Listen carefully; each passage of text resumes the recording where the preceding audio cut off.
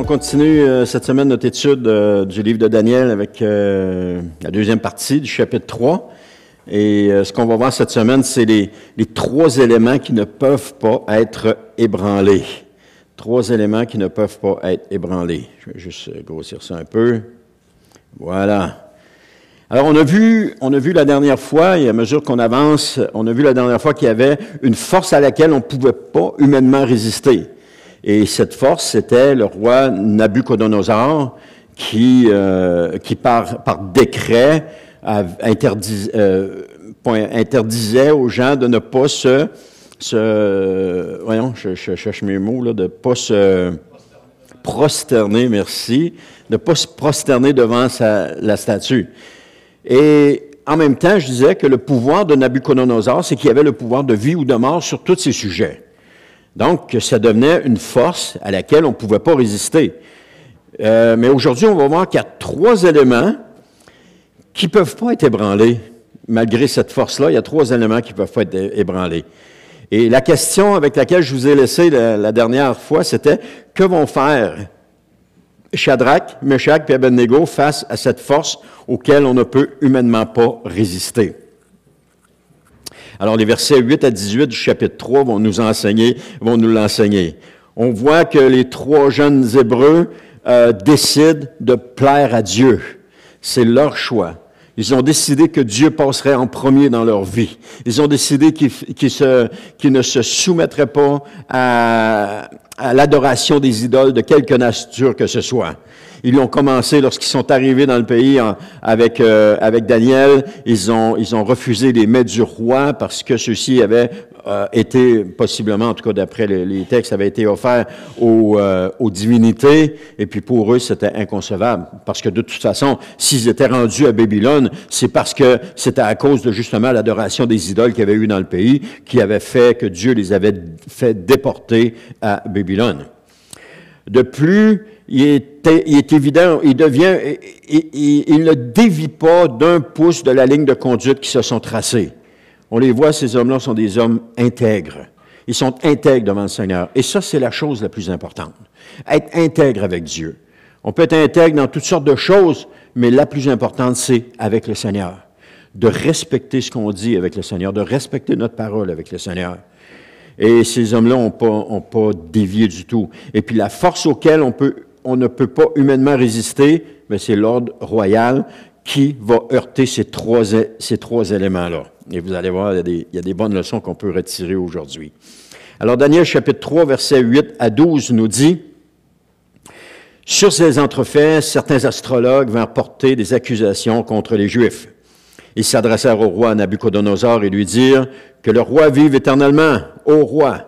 Sa Majesté a promulgué un édit ordonnant que tout le monde se prosterne et adore la statue d'or dès qu'ils entendraient le son du cor, du fifre, de la cithare, de la lyre, de la harpe, de la double flûte et de toutes sortes d'instruments de musique. » Verset 11. Cet édit précise que quiconque refusera de se prosterner et d'adorer la statue sera jeté dans la fournaise où brûle un feu ardent. Or, il y a des hommes de Juda auxquels tu as confié l'administration de la province de Babylone, à savoir Shadrach, Meshach et Abednego. Ces hommes-là ne t'ont pas obéi au roi, ils n'adorent pas tes dieux, ils ne se prosternent pas devant ta statue d'or que tu as fait ériger. Donc, on voit qu'ils sont fâchés après eux autres, là. Imaginons la scène. Le roi demande de se prosterner devant la statue qu'il a fait. C'est un édit royal, c'est un décret. Les gens n'ont pas le choix de le faire. Alors, ils sont là, tout le monde est assemblé autour de la statue, et puis lorsqu'ils vont entendre le son de la musique, c'est comme le signal de se prosterner devant la statue. Sinon, ils vont mourir, ils vont être jetés dans la fournaise ardente. Et sur toute la foule qui est là, il y en a trois qui ont décidé qu'ils resteraient debout, puis qui ne se courberaient pas devant la statue. Ils sont prêts à tout pour le Seigneur. Ils sont prêts à tout pour le Seigneur. Alors, on voit la multitude qui se plie, qui tourne, qui descend. Mais il y en a seulement trois qui demeurent debout. Pourquoi est-ce qu'ils ne se sont pas prosternés? C'était pourtant l'ordre du roi. C'était pourtant un décret. Mais ils ont désobéi. Ils ne se sont pas conformés à l'ordre du roi. Parfois, on a déjà vu ça, vous avez sûrement déjà vu ça comme moi, dans les réunions d'église, tout le monde s'assoit, mais on voit que quelqu'un reste debout, il n'a pas entendu qu'on devait s'asseoir, ou il ne sait pas s'il reste debout, et là, tout le monde le regarde, puis voyons donc, qu'est-ce qui se passe avec? Tout le monde est interpellé. Mais c'est un peu la même chose qui s'est passé avec Shadrach, Meshach et Abednego. Ils sont là, les seuls à rester debout parmi la foule, puis parmi toute la foule de l'Empire qui est là. Là, il y en a qui ont dû, il y en a qui étaient penchés, puis qui ont dû juste ouvrir un œil, puis dire, oh, qu'est-ce qui se passe là? Qu'est-ce qu'ils font là? Mais c'était leur choix. On voit aussi que c'était aussi en même temps impossible que personne ne puisse les voir. Dans Daniel chapitre 3, versets 13 à 15, ça nous dit, alors, après leur geste, là, alors Nabuchodonosor s'irrita et entra dans une grande colère. Nabuchodonosor, qui, quelque temps avant, avait loué le Dieu de Daniel parce que c'était le Dieu extraordinaire. Et il ordonna de faire venir Shadrach, Meshach et Abednego. On les amena devant le roi. Celui-ci prit la parole et leur demanda, « Est-il vrai, Shadrach, Meshach et Abednego, que vous n'adorez pas mes dieux et que vous ne vous prosternez pas devant la statue que j'ai érigée? Maintenant, si vous êtes prêts, il leur donne encore une chance, là. Si vous êtes prêts. Il a dit, on fait souvent ça, avant de continuer le passage. Il a dit, on fait souvent ça. Il nous tente dans quelque chose, on résiste, mais pas longtemps après, il revient, puis il va te donner encore une chance, là. Essaye encore, vas-y, là, fais-le. Et là, on dit non, on résiste. C'est pas question. Mais d'autres fois, on tombe, puis là, moi, j'aurais pas dû tomber. Puis là, on se relève, on demande pardon au Seigneur, puis on continue. Au verset 15, il dit, « Maintenant, si vous êtes prêts, au moment où vous entendrez le son du cor, du fifre, de la cithare, de la lyre, de la harpe, de la double flûte et de toutes sortes d'instruments de musique, prosternez-vous et adorez la statue que j'ai faite. Si vous refusez de l'adorer, vous serez jeté aussitôt dans la fournaise où brûle un feu ardent. Et quel est le Dieu qui pourrait alors vous délivrer de mes mains? » Qui va pouvoir vous délivrer de mes mains? C'est moi, Nabuchodonosor, qui a autorité sur ce royaume. C'est moi, Nabuchodonosor, qui décide, qui a autorité de vie ou de mort sur tous les gens du royaume. Vous ne pouvez pas vous objecter à moi. Est-ce que vous entendez Satan, l'ennemi, là-dedans, qui dit, c'est à moi qu'appartient la terre, c'est moi qui est le prince de cette terre, tu peux pas t'objecter à moi, tu n'as pas le choix, faut que tu fasses ce que je te demande, sinon tu vas passer un mauvais quart d'heure. C'est un peu ça que Satan fait aussi avec nous. Et là, des fois les gens plient, d'autres fois les gens résistent, comme Shadrach et Meshach et Abednego, ils résistent, ils se tiennent debout, puis ils disent non. Au nom de Jésus, Satan l'ennemi, c'est non, je ne vais pas plus loin que ça. Comme Jésus a fait. Comme Jésus a fait. Satan s'est présenté à lui, puis il a dit, tu vois, tous les royaumes, je vais te les donner si tu te prosternes devant moi. Je vais te les donner si tu te prosternes devant moi. Mais le problème, c'est qu'ils n'y appartenaient pas, ces royaumes-là. Satan nous leurre avec des mensonges. Je vais te donner ça si tu te prosternes devant moi. Il y a des musiciens de musique rock qui ont donné, et bien d'autres personnes, mais je prends juste cet exemple-là. Il y a des gens qui ont donné leur âme au diable parce qu'il leur a fait des promesses. Il leur a dit qu'il y aurait la gloire, il leur a dit qu'il y aurait la fortune, il leur a dit qu'il y aurait la reconnaissance dans ce monde. Et ces gens-là ont donné leur âme au diable. Et qu'est-ce que vous pensez qu'ils ont eu? Ici, sur cette terre, ils ont eu ces choses-là. Mais quand ça va être terminé, tout ça, qu'est-ce qu'ils vont avoir? Rien pantoute. Parce que c'est Jésus qu'il faut adorer et pas les idoles de ce monde. Amen. Donc, d'après les événements du chapitre 1, il semble que beaucoup connaissaient le sujet de l'idolâtrie de ces trois hommes, le rejet, de l'idolâtrie de ces trois hommes, et leur conviction va causer cette fois-ci leur perte sans aucun doute. Vous avez peut-être lu le chapitre 3, vous savez que c'est pas ça, mais à ce moment-ci du chapitre 3, on ne le sait pas. Ils sont là, mais on ne sait pas ce qui va se passer. Ils viennent de se heurter à une force à laquelle personne ne peut pas résister humainement. Tous les gens qui étaient là, il n'y a personne qui a résisté, tout le monde s'est plié devant la statue. Leurs noms sont mentionnés devant le roi. Le roi, il y a juste ces trois-là ne se sont pas courbés. Tu sais, comme à l'école, là, des fois dans l'autobus, là, « Monsieur, un tel, il me dit telle affaire. Monsieur, un tel, il me fait telle affaire. » C'est la même chose. « Monsieur Nabuchodonosor, le roi, ils se sont pas courbés devant la statue. » Et là, le roi s'est fâché. Mais il y a bien des aspects positifs qu'ils auraient pu soulever pour contrer cette accusation-là. Mais ils ne l'ont pas fait. Tout le monde était contre eux autres. Tout le monde s'est ligué contre eux autres. Parce que les dénonciateurs insistent seulement sur le mépris supposé des hauts fonctionnaires de l'empereur. Ils ne se sont pas courbés devant ta statue quand tu l'as dit. Mais tous les autres bons coups qu'ils ont faits, toutes les autres situations dans lesquelles ils ont excellé, toutes les autres situations dans lesquelles la bénédiction de Dieu était là, et puis qu'elle faisait profiter au royaume, personne n'en parle de ça. On parle toujours juste de la petite affaire qui n'est pas correcte. C'est ça qui s'est passé. Donc, en colère, le roi exige leur présence immédiate. Amenez-moi-les. Il leur demande si les accusations sont fondées, et tout le monde autour, tout comme le monde autour de nous peut le faire. Alors le roi leur propose une opportunité de changer d'avis et de suivre la norme. Si vous changez d'avis, il n'y aura rien contre vous autres. Si vous vous pliez devant ma statue, il n'y aura rien contre vous autres. Il leur indique de se tenir prêts, et puis là, ils vont faire jouer la musique. Mais il ajoute que s'ils refusent, ils s'en vont dans la fournaise ardente. Maintenant, est-ce que Dieu va pouvoir les sauver de la main du roi? À ce moment-ci du récit, quand on regarde le récit, si on ne connaissait pas la fin, on pourrait dire, non, jamais, jamais, ils s'en vont dans la fournaise ardente. C'est fini pour eux autres. Ils se sont tenus devant le roi, se sont tenus debout avec leurs convictions. Ben, c'est sûr qu'ils s'en vont dans la fournaise ardente. C'est fini pour eux autres. On pourrait le voir comme ça. Mais c'est la question que Nabuchodonosor pose. Le monde, avant tout, cherche à convaincre les chrétiens de se conformer à ces normes. Et c'est ça qu'on voit.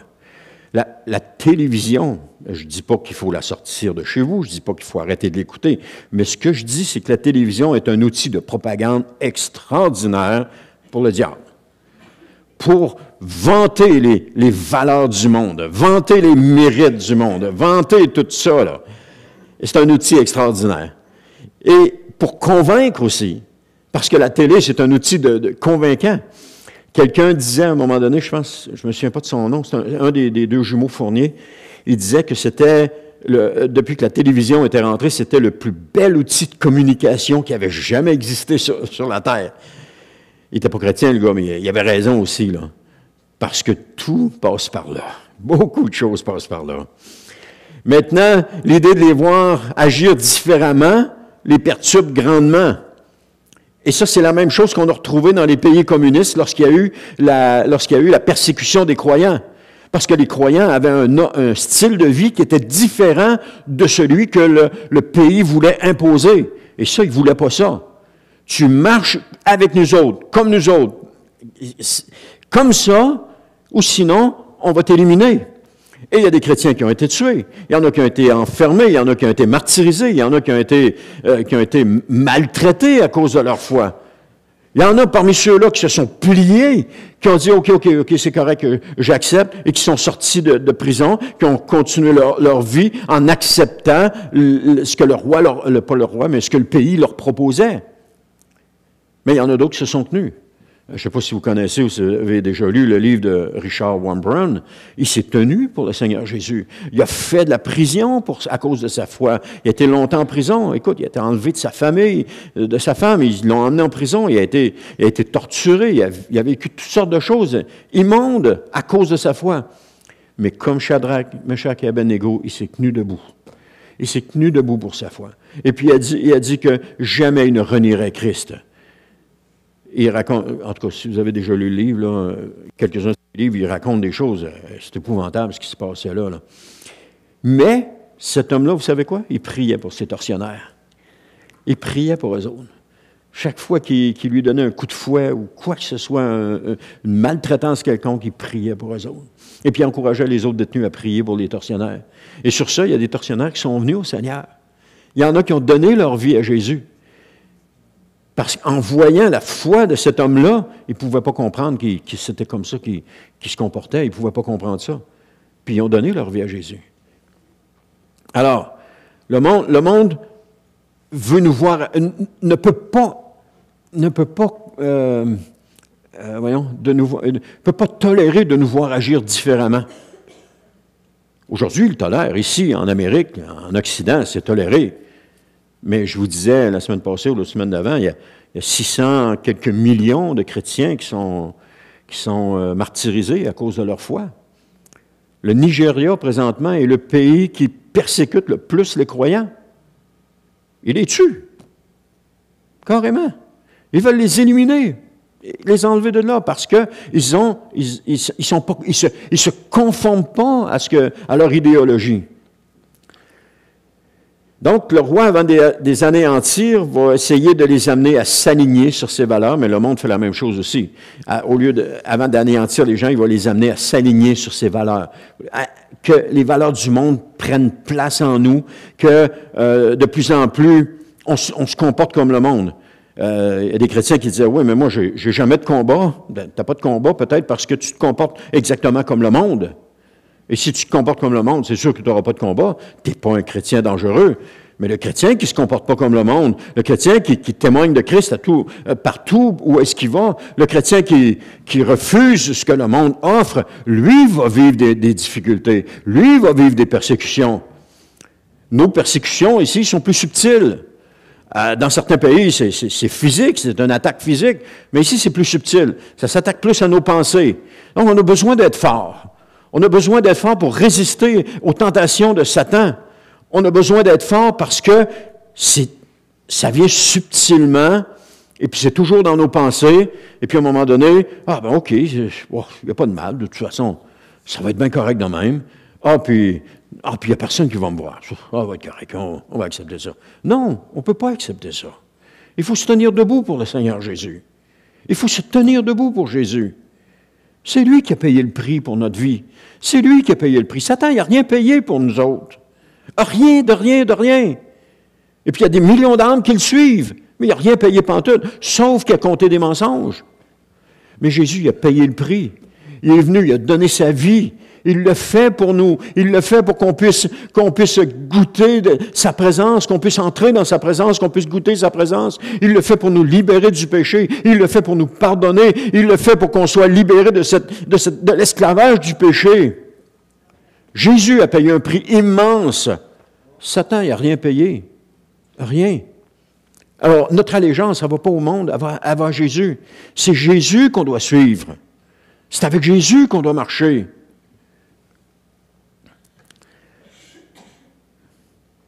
Il y a quelque chose dans la mentalité mondaine qui souhaite ardemment que les fidèles se conforment à la norme. Faire ce que le monde fait. Faire comme le monde fait. C'est sûr que ça nous permet d'acheter la paix. On n'est pas une menace, puis on achète la paix, on fait comme eux. Dans nos familles, c'était tout le temps, dimanche midi, on organisait dimanche matin, 10h, on organisait un brunch pour tout le monde, là, pour tel événement. On aurait pu dire, OK, on va y aller, on n'ira pas à l'église, on va y aller. On a dit non. Non. Nous, on va à l'église le dimanche matin. On va arriver après. On arrivait à midi et demi, des fois 1h. Eux autres, ils étaient là depuis 10h, mais on arrivait. On y allait pareil, mais je veux dire, on n'avait pas fait de compromis par rapport à nos convictions. Notre conviction, à nous, c'était d'être présent à l'église le dimanche matin. C'était notre conviction. D'être là pour adorer le Seigneur avec les frères et les sœurs. C'était notre conviction. Et ça a resté, c'est encore ça.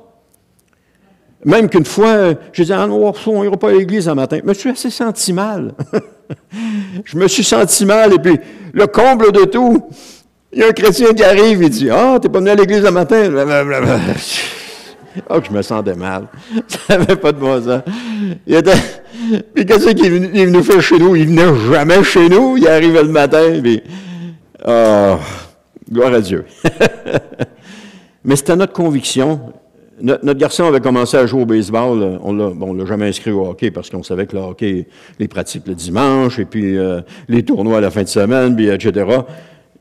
Mais parce que son âme était plus importante que ses activités. Alors, on s'est dit, l'été, on va l'inscrire au moins au baseball.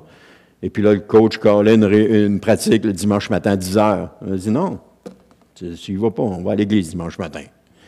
Tu y vas à la pratique, il cacole à un autre moment donné, mais nous, on va à l'église. Les jeunes, c'était la jeunesse le vendredi soir. Ça se discutait même pas. Tu t'habilles, tu vas à la jeunesse. C'est là que tu vas rencontrer d'autres jeunes comme toi. C'est là que tu vas goûter, tu vas recevoir de l'enseignement. C'est là que tu vas goûter la relation avec les autres. Ça se discutait même pas. Mais c'était quelque chose. Il fallait les embarquer dans l'auto, aller les reconduire. Après ça, aller à quelque part attendre, que ça finissait vers 9, 10, 10h30. Puis là, après ça, on les ramenait à la maison. On sacrifiait de notre énergie, on sacrifiait de notre temps, mais il n'était pas question qu'ils se conforment au monde. Mais à un moment donné, notre garçon, il dit, papa, et puis il dit ça à sa mère aussi, il dit, il y a une fête d'organiser à telle place, c'était sur la rue Sainte-Thérèse à Québec, puis il dit, on va être une gang de l'école qui va être là. OK, c'est beau, mais je te demande juste une chose. Quand ça va être fini, tu m'appelles, je vais venir te chercher. Je ne veux pas que tu prennes le risque d'embarquer avec quelqu'un qui est en boisson, puis qui va conduire. Tu m'appelles, je vais venir te chercher. Je pense qu'à 10 heures, il a appelé, il dit, « OK, Pat, tu peux venir me chercher. » Il dit, « Ça pue assez ici, là, je suis plus capable. » il avait fait son choix à ce moment-là. Il avait fait son choix. Mais il connaissait nos convictions, puis il a développé ses convictions. Il a développé ses convictions. Amen. Gloire à Dieu.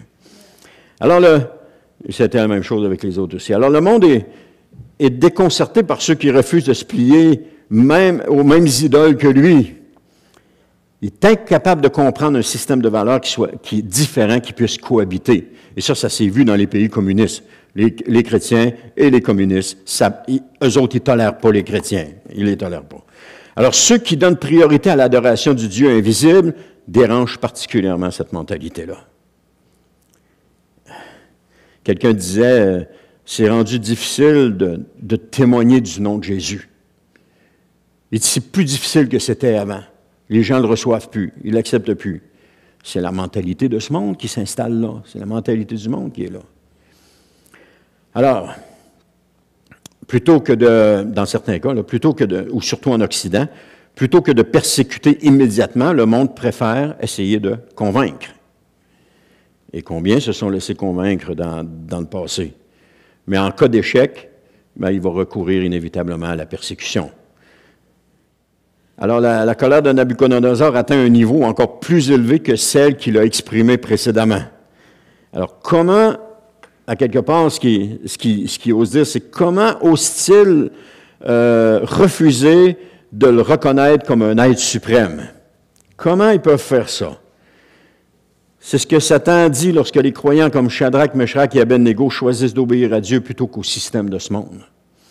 Qui choisit de dire, moi, comme Josué a dit, moi et ma maison, nous servirons l'Éternel. Sans compromis. Ça, il ne l'a pas rajouté, mais moi je le rajoute. Sans compromis. On n'acceptera pas de compromis. On va servir l'Éternel de tout notre cœur, de toute notre force. Et quand on prend cette décision-là de servir l'Éternel, c'est sûr qu'on fait face à toutes sortes de choses. Parce que là, quand tu prends la décision de servir Dieu, le monde se déchaîne contre toi.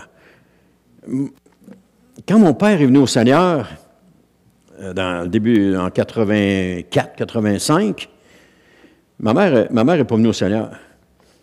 Mais là, il mettait tout sur le bâton d'un roue. Elle voulait pas le voir aller à l'église. Mais ma mère ne conduisait pas. Fait que là, elle disait, tu vas venir me reconduire à la messe le dimanche matin. Oui, mais il dit, d'habitude, tu y vas tout le temps le samedi soir. Non, mais là, j'y vais le dimanche matin à cette heure. Plein d'affaires de même. Ah, ben là, il y a quelque chose d'organisé, tu vas venir me reconduire là, on va aller là. Plein d'affaires de même. Ça n'arrêtait pas. Jusqu'au jour où est-ce qu'elle s'est convertie. À un moment donné, elle s'est convertie. La dynamique a changé. Mais c'était comme ça au début. Cette pression-là que Satan mettait continuellement.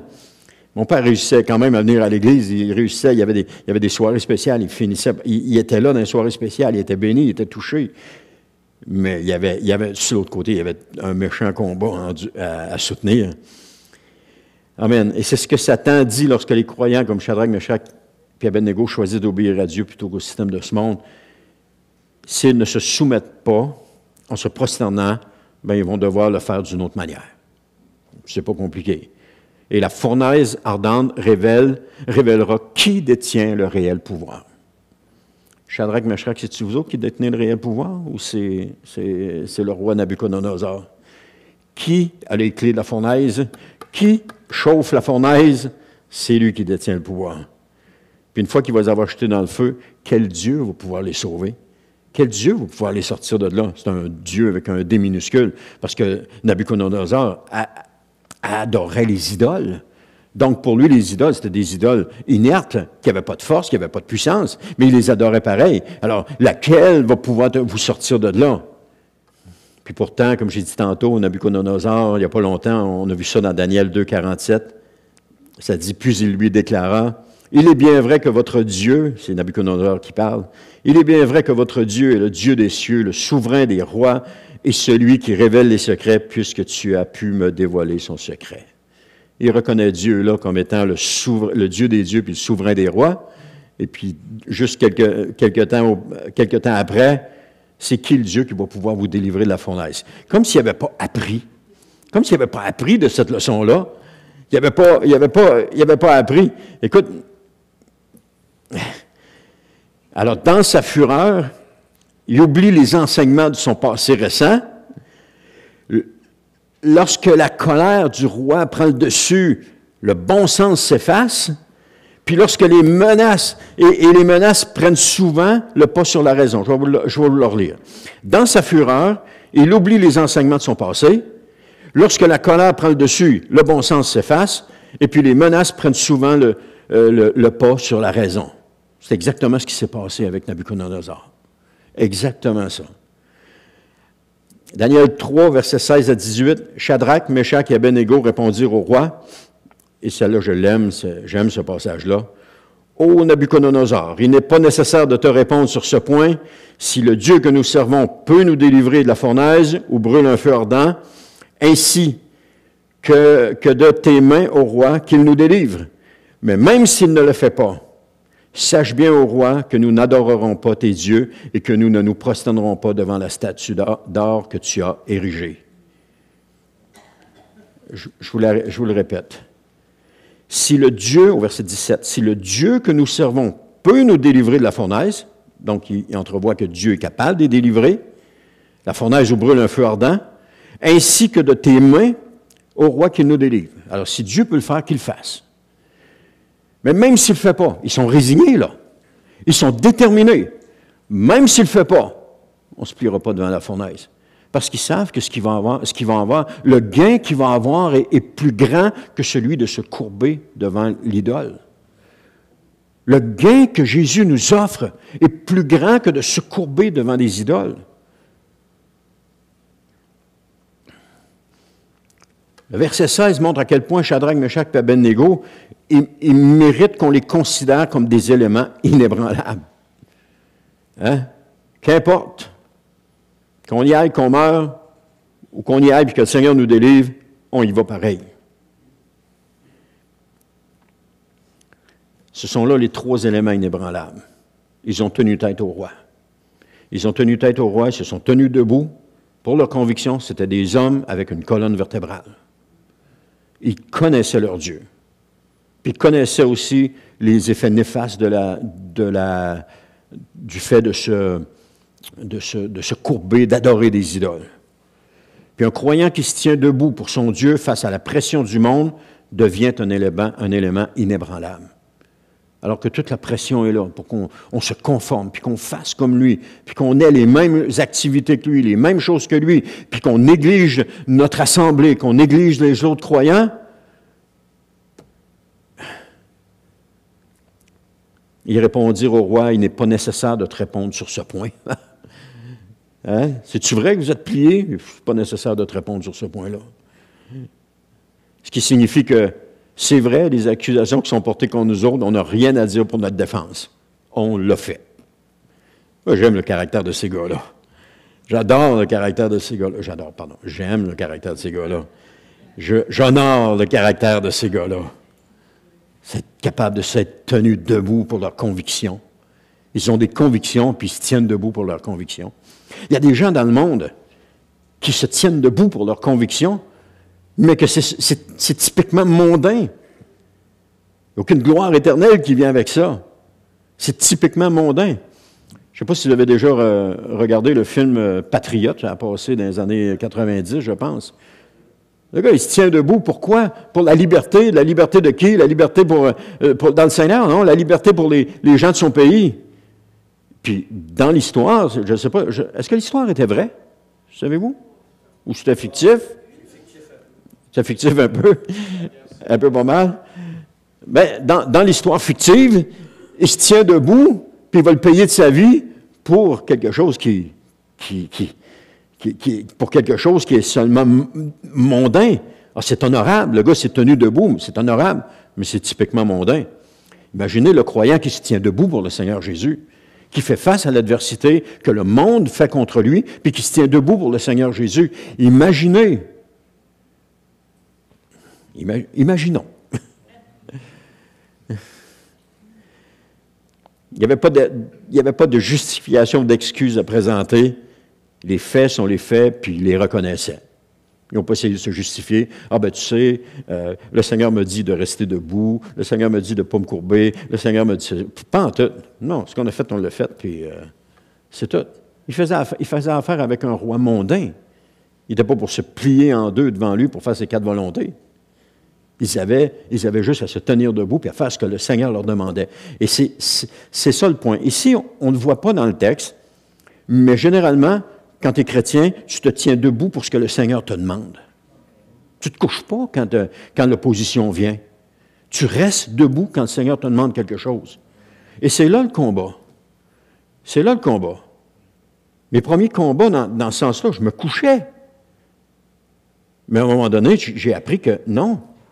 Tu as des convictions, Denis, tu as des convictions, tu dois respecter tes convictions. Tu dois te tenir pour tes convictions.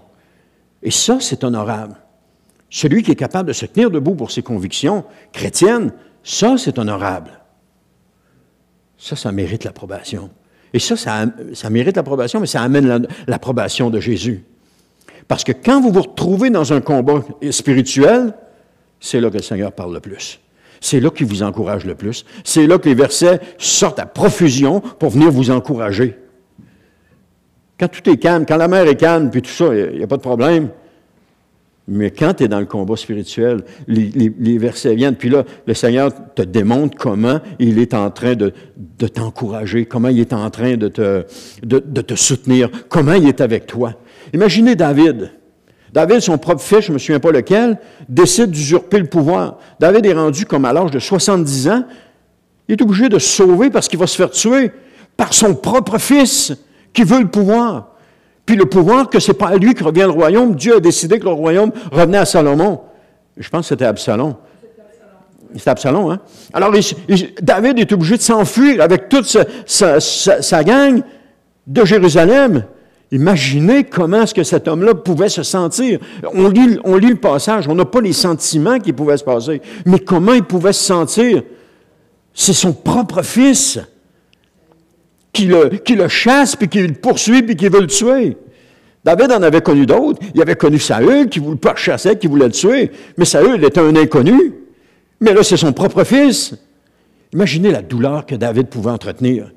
Pouvait ressentir, pas entretenir, mais il pouvait ressentir cette douleur-là, alors que son propre fils est en train de vouloir le tuer, parce qu'il veut le pouvoir. Mais David, qu'est-ce que David a fait? Il a monté une armée puis il est allé combattre son fils? Non. Il s'est tourné vers le Seigneur, parce qu'il savait qu'il y avait seulement Dieu qui pouvait faire quelque chose. Il y avait seulement Dieu qui pouvait l'aider dans cette situation-là. Et je pense qu'il y a des psaumes là-dedans où est-ce que David crie au Seigneur dans sa prière, il crie au Seigneur de venir l'aider, de venir le soutenir. Et ça a tourné encore en faveur de David. Pourquoi ça a tourné en faveur de David? Parce qu'il s'est tourné vers l'Éternel puis qu'il a crié. Il a dit, Seigneur, je t'en prie, fais quelque chose. Et que le Seigneur a fait quelque chose. Le Seigneur est intervenu. Lorsqu'on se tourne vers le Seigneur, c'est là que le Seigneur intervient. Lorsqu'on commence à crier au Seigneur, c'est là qu'il intervient. Plus qu'on va essayer de nos propres forces, plus qu'on va s'enfoncer, puis moins on va réussir. Ça, c'est mon expérience de vie. Mais quand on se tourne vers le Seigneur, puis qu'on commence à dire, Seigneur, tu vois ce qui se passe? Je te laisse tout entre les mains, Seigneur. Aide-moi dans cette situation-là. Conduis-moi. Seigneur, conduis-moi, aide-moi. Et le Seigneur le fait. Combien de fois le Seigneur le fait? Combien de fois il m'a secondé, il m'a supporté, il m'a encouragé? Dans le fond, ils sont en train de dire à Nabuchodonosor, si tu veux nous jeter dans la fournaise ardente, fais-le. Nous autres, on ne se pliera pas devant la statue. Nous autres, on ne se courbera pas devant la statue. Envoie-nous dans la fournaise. La foi de ces hommes-là, la colonne vertébrale de ces hommes-là. Ils disent, notre Dieu est capable de nous délivrer, puis il va le faire. Il va le faire. Néanmoins, si dans sa souveraineté, il décide de ne pas le faire, on ne pliera pas pareil. Il aurait pu être jeté dans la fournaise, puis être consumé complètement, et se serait tenu debout. Amen. Voici la véritable proclamation de foi. C'est ça, la proclamation de foi. La foi, c'est de croire les promesses que Dieu nous donne. Puis de s'appuyer sur ces promesses-là, puis de continuer d'avancer, même quand les résultats ne sont pas là. C'est ça, la foi. J'ai confiance dans le Seigneur. J'ai confiance en mon Dieu. Il m'a parlé, et je sais ce qu'il m'a dit, et puis j'ai confiance en lui. Et je marche. C'est ça, la foi. Il n'y a rien d'autre que ça. Et quand on est pris dans des difficultés quelconques, on continue de s'appuyer sur le Seigneur, de continuer de marcher avec le Seigneur. Et puis, la foi se met en action à ce moment-là, la foi. Et qu'est-ce que ça fait? Ça tourne à la gloire de Dieu. Tout le temps. Sauf que ça peut prendre du temps. Ça peut être long. Ça peut durer des années. Mais que tu mets ta foi en Jésus, puis tu dis, non, moi, je vais me tenir pour le Seigneur. Je lui fais confiance. Et que le monde vient, puis il t'assaille de tout bord, de tous côtés, non, je fais confiance au Seigneur. C'est là la véritable proclamation de foi. S'attendre au Seigneur. S'attendre à lui. Refuser de se prosterner, est facile lorsque la délivrance est garantie. Mais quand tu ne sais pas si tu vas être délivré ou non, c'est un autre paire de manches. Alors, ces trois hommes-là sont convaincus de leur délivrance, parce qu'ils savent que Dieu a en horreur l'adoration des idoles. Ils savent que s'ils ne se prosternent pas, Dieu va les bénir. Ils ont cette conviction-là. Peut-être que Dieu leur avait parlé, peut-être qu'ils avançaient avec une conviction parce que Dieu leur avait parlé. Mais ce qu'on voit, c'est qu'ils sont résolus de ne pas s'incliner, même si ça ne se concrétise pas. Ils sont résolus. Et plus tard, on va voir dans le chapitre 6, Daniel a fait la même chose avec la fosse aux lions. On va t'acheter dans la fosse aux lions. Jette-moi dans la fosse aux lions si tu veux, mais moi, je ne ferai pas de compromis. Alors, même s'ils doivent même s'ils doivent mourir dans la fournaise ardente, c'est ça la foi en Dieu. On va y aller jusqu'au bout. Alors, notre responsabilité à nous, c'est de faire le bien, tandis que les conséquences reviennent à Dieu. On fait confiance à Dieu. On lui fait confiance. Pour tout ce qu'on fait, on lui fait confiance. Et ce qui nous importe, à vous et à moi, c'est de persévérer dans la bonté puis dans l'amour. Amen. Alors, pourquoi se soucier des conséquences? Les résultats ne nous appartiennent pas. Ils appartiennent à Dieu. Ce qui se produit, ça ne nous appartient pas. Que le monde chavire, mais que l'homme intègre reste fidèle à son Créateur et à la vérité. Soyons de ceux qui agissent avec droiture puis sans crainte, parce que les conséquences demeurent entre les mains de Dieu et non les miennes, ou entre nos mains. Ils demeurent entre les mains de Dieu. Dieu protège la vie de ses enfants. Dieu protège la vie de ceux qui se tournent vers lui et qui crient à lui. Ça, on appelle ça la foi. La foi ne repose pas sur des sentiments ou des émotions. Comme par exemple, je sentais la présence de Dieu, j'en avais des frissons. C'est des sentiments, c'est des émotions. La présence de Dieu, elle est là. Présentement, le Seigneur est avec nous. Ça, c'est la foi. Il est là. Pourquoi est-ce que je dis que c'est la foi puis qu'il est là? Parce que la parole de Dieu nous dit que lorsque 2 ou 3 sont assemblés en son nom, il est au milieu d'eux. Alors Jésus est ici présentement. Ça, c'est la foi. Dire, je le ressens, c'est des sentiments, c'est des émotions. Jésus est là. Jésus est là. Il n'y a rien à rajouter, il n'y a rien à dire de plus. Jésus est présent présentement. Il est avec nous. Pourquoi il est là? Parce que la parole de Dieu nous le dit. Et puis quand on s'appuie sur la parole de Dieu, on a un appui ferme. Si tu t'appuies sur les frissons, puis qu'un dimanche matin, il n'y a pas de frissons, Dieu n'est pas là. Non, Dieu n'est pas là. Non, mais Dieu, il est là. La parole de Dieu nous dit qu'il est là. Il est tout le temps là. Parce que quand il y en a 2 ou 3, en plus, il nous dit dans Matthieu 28, il dit, voici, je suis avec vous tous les jours. Demain matin, quand vous allez vous lever, là, Jésus est là. Dans la journée, vous allez marcher, Jésus est là. Vous allez dire, je ne sens pas le Seigneur aujourd'hui. Sans l'est pas, il est là. La parole de Dieu nous dit qu'il est avec nous tous les jours. Tous les jours. Tous les jours, c'est tous les jours. C'est pas une fois de temps en temps, c'est pas un jour sur deux, c'est pas un grand bout de temps pour pantoute. Le ressentir, c'est des émotions. Le ressenti, là, c'est des émotions. Alors que je ressente pas, il est là. Mais le problème, c'est quand on dit « Ah, ben je le sens pas aujourd'hui, pour moi, il n'est pas là. » Non, tu fais, la parole de Dieu nous dit qu'il est là. Alors, on s'appuie sur la parole de Dieu. On s'appuie là-dessus. Et c'est là qu'on voit des miracles se produire. Quand on s'appuie sur la parole de Dieu. Les apôtres étaient appuyés sur la parole de Dieu. C'est ce que j'ai amené hier au groupe de prière. Comment les apôtres étaient appuyés sur la parole de Dieu. Et les miracles se produisaient. Parce qu'ils étaient appuyés sur la parole de Dieu. Quand ils ont dit, lors du choix des serviteurs, des 7 personnes pour servir aux tables, ils ont dit, c'est pas convenable qu'on serve aux tables. Nous, on a besoin, je vais le paraphrase, là, c'est dans Actes, nous, on a besoin de passer du temps dans la parole de Dieu. Pourquoi? Parce qu'en passant du temps dans la parole de Dieu, Dieu leur parlait. Et l'autre exemple que je donnais, c'est Pierre. Pierre a été témoin du plus grand réveil chez les gentils, du premier réveil chez les gentils. Pourquoi? Parce qu'il était obéissant. Parce qu'il a marché avec obéissance avec son Dieu. Le Seigneur parle à Corneille et il dit, va-t'en à Jaffa, chez un Simon, un tanneur, il y a un Pierre qui est là, ou un autre Simon qui est là, puis dis qu'il vienne, puis amenez-le, dis qu'il vienne chez vous. Et là, Pierre, pendant qu'il est là, le Seigneur lui parle. Pourquoi il lui parle? Parce que Pierre était monté sur le toit pour prier. Il s'était mis dans une position pour entendre la voix de Dieu. Et je disais, un peu à la blague, j'ai dit, il n'était pas en train de courir la ville de Jaffa pour guérir tous ceux qui étaient malades. Il était là en train de faire ce que le Seigneur lui demandait de faire. Ça, c'est la chose importante. Faire ce que Jésus nous demande de faire. Et puis là, il est là, il est sur le toit, il y a une vision, vous connaissez l'histoire, la nappe, etc., il y a une vision. Et puis après ça, le Seigneur dit, regarde, il y en a 3 qui sont en bas. Il est arrivé, là. Je pense que Pierre est à l'écoute, là. Il y en a 3 qui sont en bas, vas-y, pars avec eux autres. Ben non, Seigneur, je ne peux pas partir avec eux autres, je ne les connais pas. Je ne sais pas c'est qui. Ah, puis c'est des gentils, je ne touche pas à ça. Moi, je suis un juif, là, on ne touche pas à ça, les gentils. Non, tu pars avec eux autres. Qu'est-ce qu'il a fait? Il a obéi. Il a dit, OK, je pars avec eux autres. Il est parti, il a obéi. Et Pierre a été témoin du premier réveil. Il a vu le Saint-Esprit descendre sur ces gens-là, pareil comme eux autres à la Pentecôte. C'est ça qui va témoigner plus tard. Il dit, est-ce qu'on pouvait leur refuser le baptême alors qu'ils ont vécu la même chose qu'on a vécu? Non!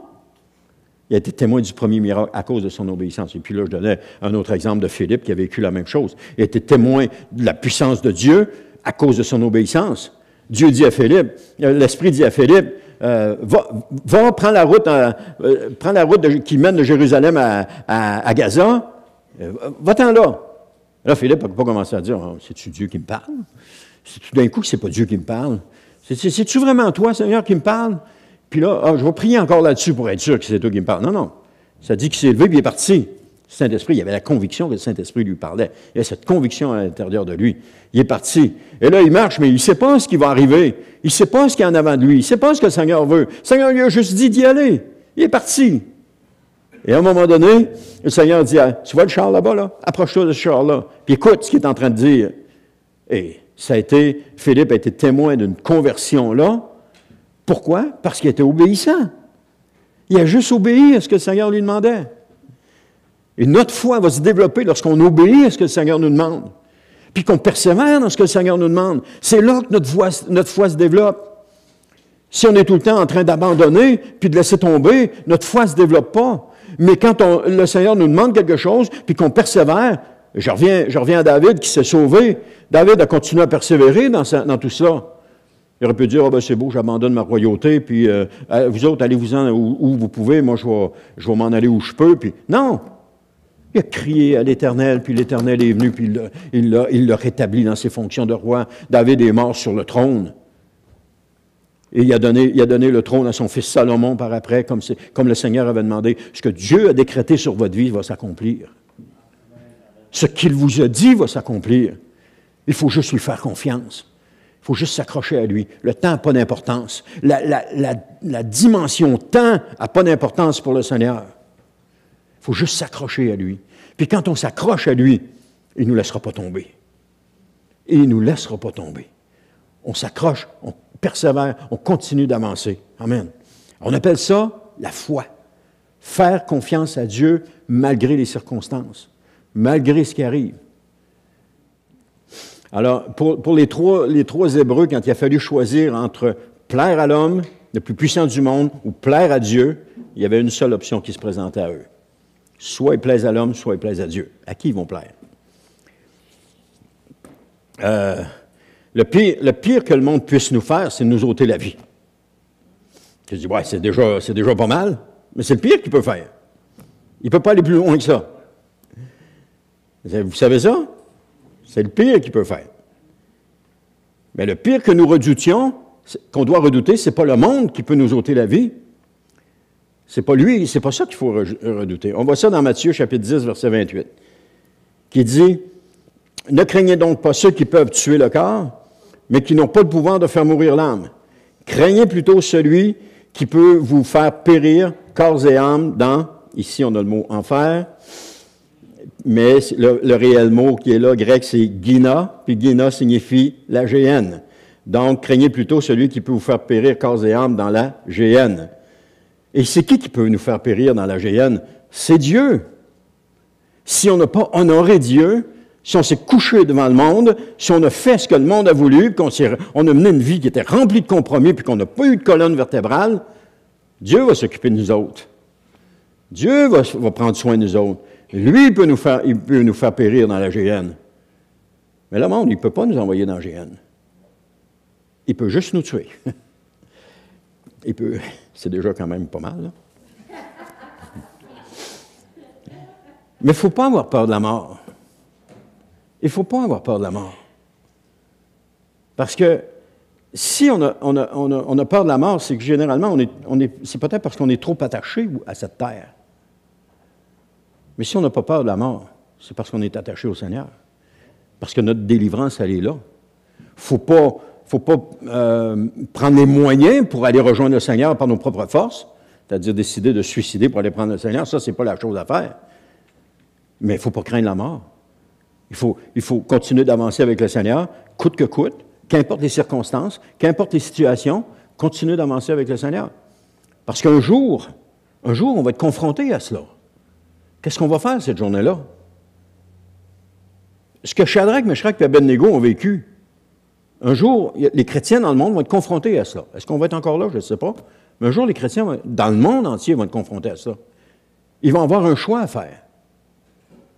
Ils vont devoir se tenir debout pour le Seigneur ou bien se coucher devant la bête. Qu'est-ce qu'ils vont faire? Ceux qui vont avoir peur de la mort vont se coucher devant la bête parce qu'ils vont vouloir vivre absolument dans ce monde-ci. Mais ceux qui ont une colonne vertébrale qui vont se tenir pour le Seigneur, ils vont « Fais ce que tu veux. Moi, je sais que moi, je sers mon Dieu. Mais fais ce que tu veux. » Il faut se préparer aujourd'hui. Se préparer à tenir. Les épreuves qu'on vit aujourd'hui sont là pour nous aider à nous préparer en fonction de ces moments difficiles-là. Puis de dire que non, ça n'arrivera pas, c'est pas ce que la Bible dit. Est-ce que, je vais vous dire même mieux que ce que la Bible dit, c'est qu'il y en a plusieurs qui vont se détourner de la foi à ce moment-là. Plusieurs qui vont abandonner la foi. Non seulement ils vont l'abandonner, mais ils vont se retourner contre les chrétiens.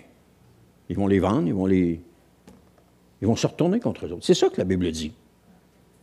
Alors, il faut être prêt à se tenir debout. Et si on n'est pas capable de se tenir debout pour le Seigneur aujourd'hui, on ne sera pas capable demain. On a besoin de se tenir debout aujourd'hui. Alors que le monde nous attire par toutes sortes de tentations, il faut être capable de dire non, ma priorité, c'est Jésus. Et notre priorité en Jésus se détermine dans notre façon dans notre vie chrétienne qu'on vit avec le Seigneur. Je ne suis pas en train de dire qu'il faut que vous deveniez des religieux, mais on a besoin de se tenir pour le Seigneur Jésus. Ce que Jésus nous demande, on doit lui obéir. C'est ça la chose. Lui obéir. Qu'est-ce qu'il nous demande? Le reste, ça y appartient.